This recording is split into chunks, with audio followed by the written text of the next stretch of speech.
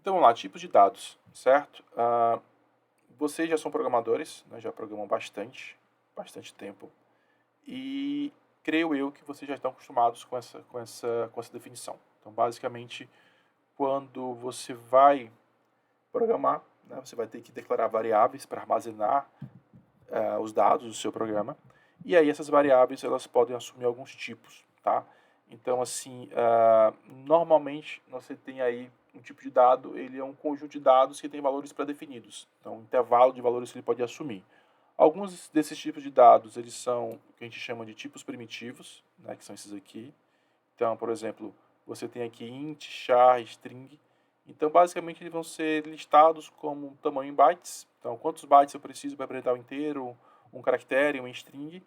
E o intervalo, né, dos valores numéricos que eu consigo representar com esses tipos primitivos. Então, cada linguagem vai ter os tipos primitivos, int, float, real, char, string, que você já conhece, que vocês utilizam, que vocês são programadores. E eu vou ter tipos especiais, tipos que o próprio usuário, o próprio programador, né, pode definir.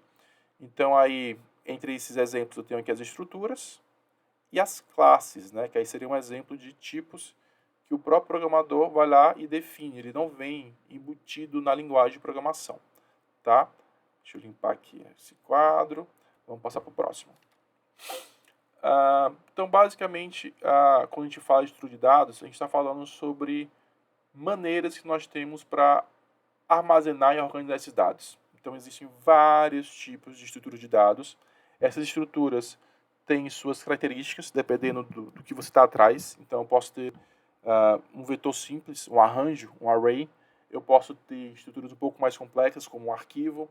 Eu posso organizar meus dados de maneira linear, utilizando listas encadeadas, pilhas, filas, ou então de maneira não linear, utilizando árvores, grafos e outras estruturas de dados. Então, basicamente, quando você pensa em estrutura de dados, você pensa na forma como é que esses dados vão ser armazenados e vão ser acessados. E aí, quando você pensa nisso, você tem que pôr na sua cabeça que vai ter um conjunto de operações que eu posso realizar naquela estrutura de dado. Normalmente, essas operações estão relacionadas a quê? A inserção, a remoção, a busca, a edição de elementos que estão armazenados nessas estruturas de dados.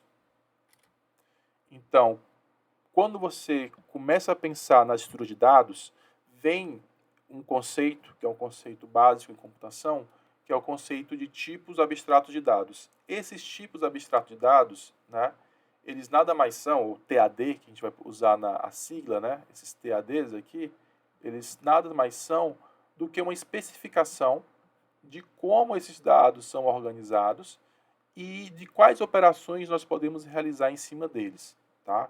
Então aí você vai ter tipos abstratos de dados para listas encadeadas, para filas, filas de prioridade, árvores binárias, dicionários, conjuntos disjuntos, tabelas hash, grafos, entre outros.